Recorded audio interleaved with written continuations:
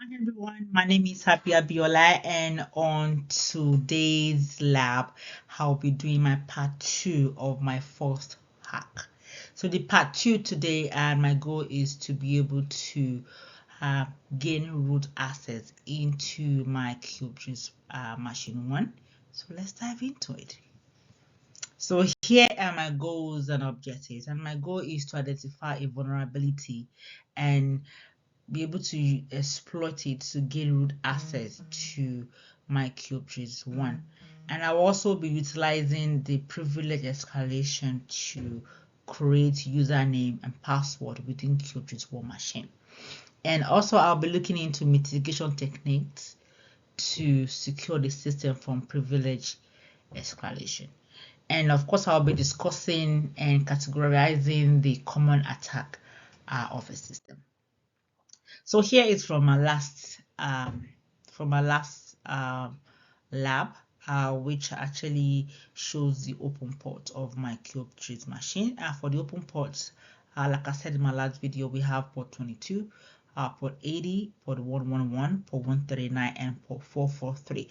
But for today's lab, I'll be focusing more on port 139, which is December, and I'll be using that to gain root access into my QGIS machine one.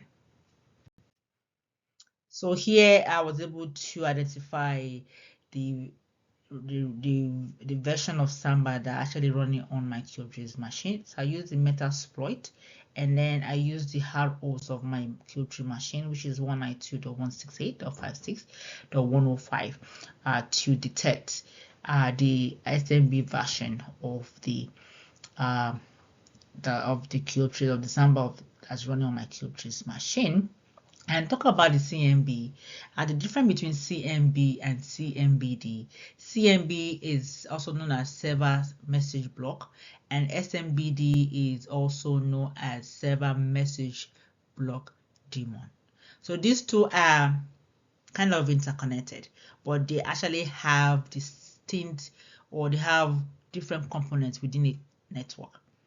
So SMB is primarily concerned with the protocol itself and its functionality, right?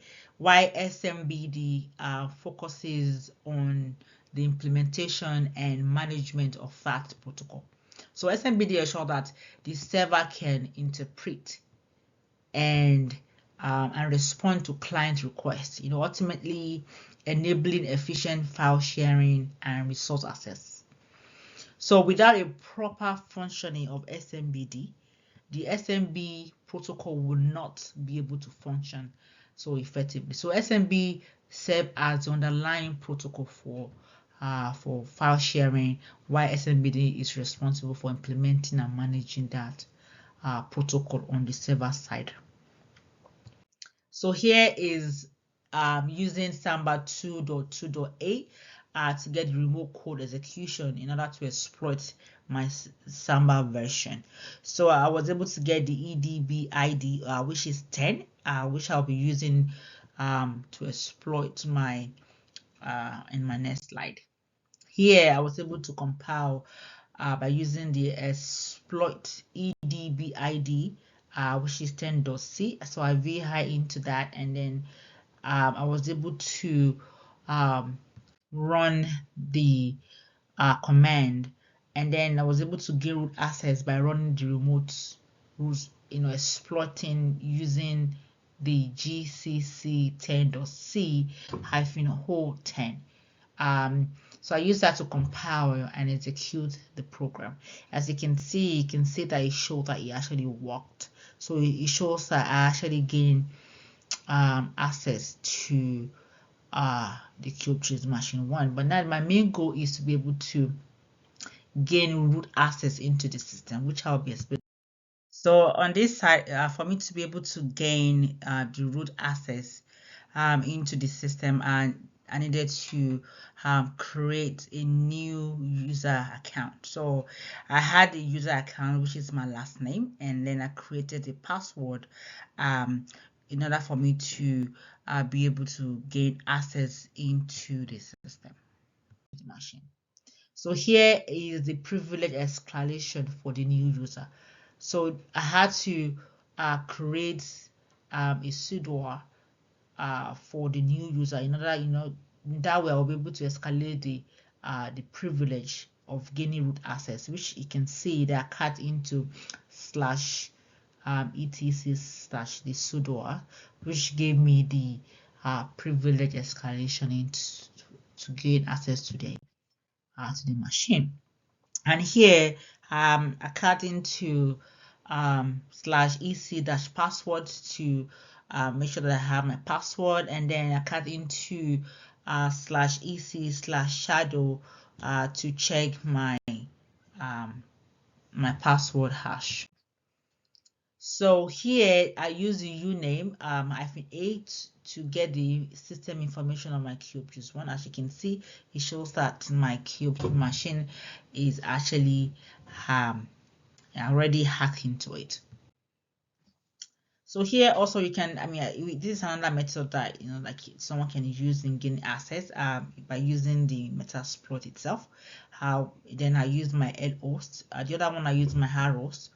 But here I use my head host, which is my cube juice machine, to gain access through exploit. So in this one, I actually use my Metasploit machine to gain access to it.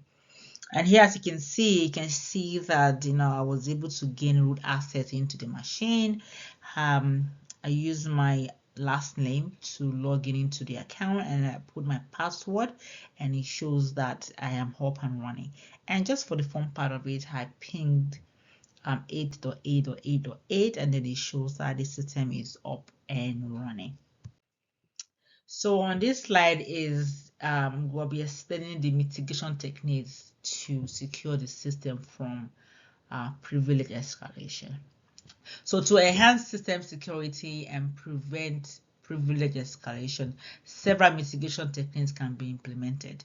So these techniques aim to limit unauthorized access and restrict the privileges of users or processes within the system. So one of the best way to prevent privilege escalation attack is by having a strong password for each user. So this serves as a first line of defense against hacker trying to get access to the system. So when we properly configure and secure user account, which is very paramount in order to prevent privilege escalation, this will protect our system from being hacked.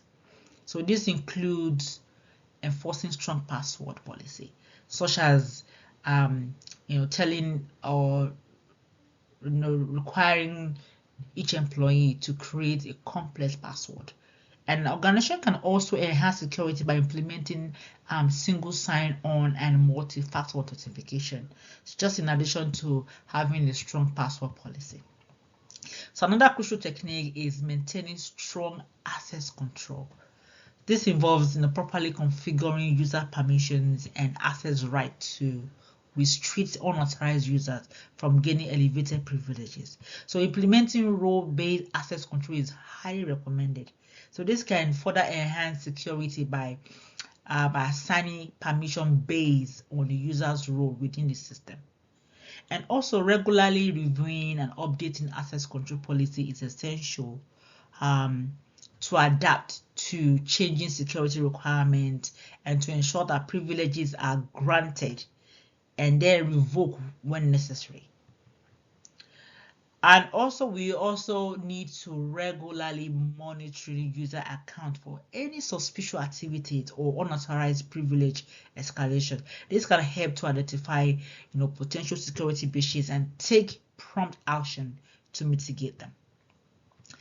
Additionally, implementing robust logging and monitoring mechanism can aid in identifying and responding to privilege escalation attempts. So by monitoring system logins and conducting regular security audits, suspicious activities or unauthorized privilege escalation can be detected in a timely manner. So these allow for immediate investigation and remediation to prevent further damage. So educate, we need to educate our users and administrators. Educate, educate, educate. We need to educate them about the risk associated with privilege escalation, and providing training on best security practices is very essential. So by promoting awareness and fostering a security conscious culture, individuals are more likely to adhere to security protocols and avoid actions that could lead to privilege escalation.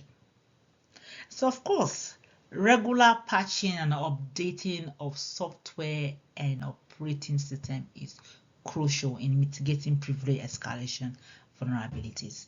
So this is by keeping the system up to date with the latest security patches and physics. This helps address known vulnerabilities, and this can be exploited to gain escalation privileges.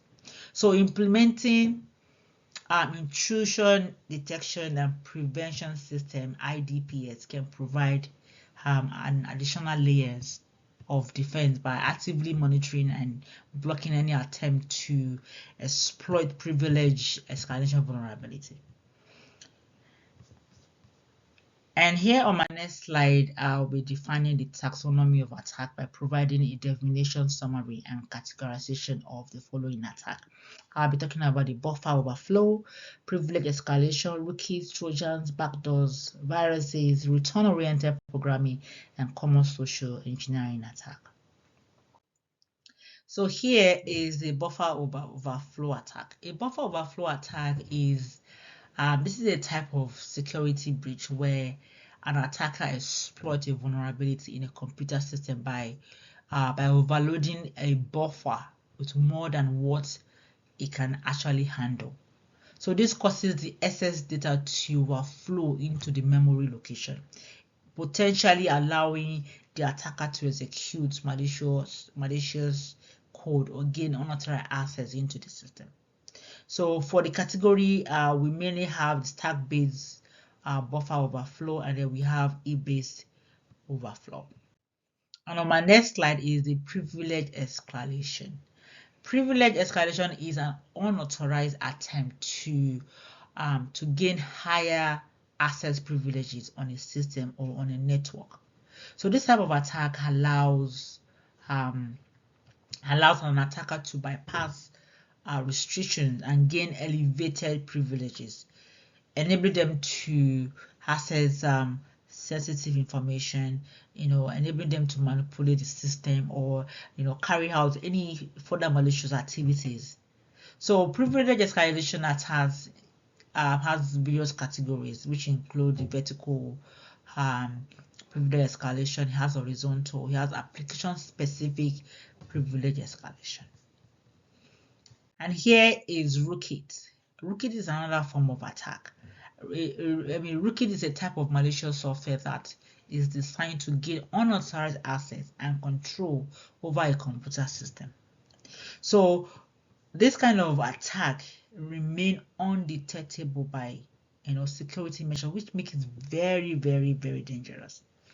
It is often used by hackers to gain full control over a targeted system, allowing them to hide their presence and execute various malicious activities without being detected or removed.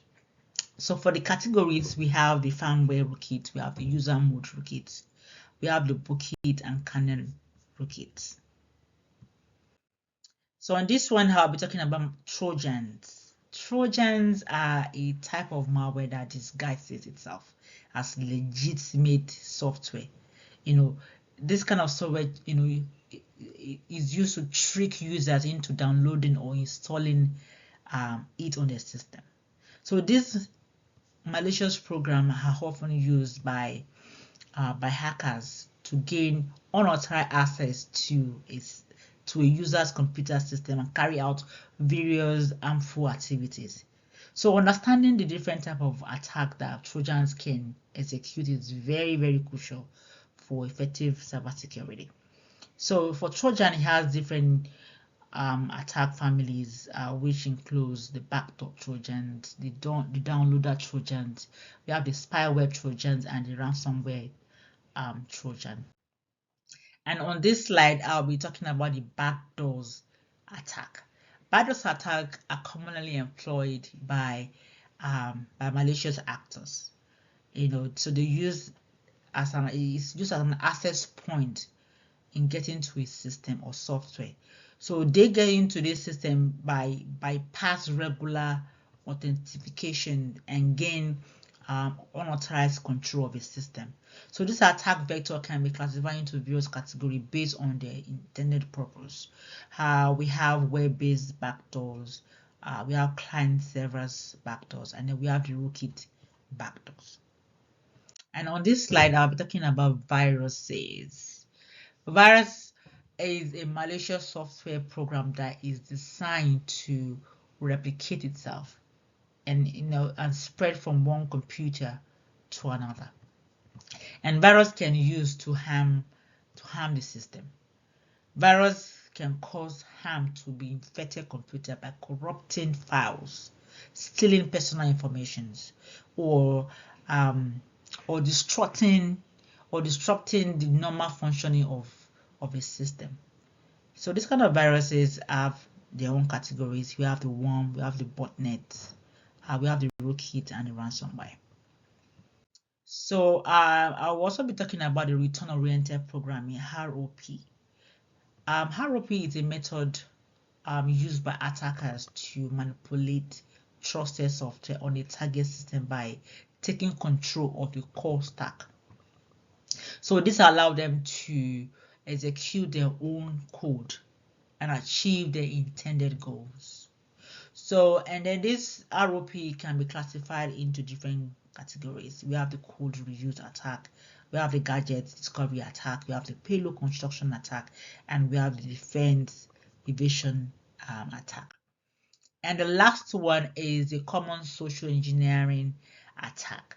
Common social engineering attack refers to the practices or techniques used by individuals or group to manipulate or deceive others in order to gain unauthorized access into a system, in order to be able to gain access to sensitive information, personal data, or to exploit their trust for malicious purposes. So it involves exploiting human psychology, the emotions and social interaction to trick or to manipulate individual into divulging confidential information. So they use this to perform certain actions or compromising securities. So this can be done through various means such as phishing emails, phone scams, pretesting, tailgating attack, baiting, scareware, or impersonation, among others. So social engineering attacks are usually well crafted and tailored to target specific individuals or organizations, often exploiting their vulnerability, trust, or lack of awareness about security threats. This is why educating our employees is crucial. So the ultimate goal of common social engineering is to exploit human weaknesses in order to gain unauthorized access to valuable information, like financial assets, or to compromise computer system and the network. So it is essential for individuals or organizations, even the communities, to be aware of these tactics and to implement effective security measures in order to protect themselves against social security attack. So thank you so much for watching, for listening and watching my video. And here are my references, and do have a good one.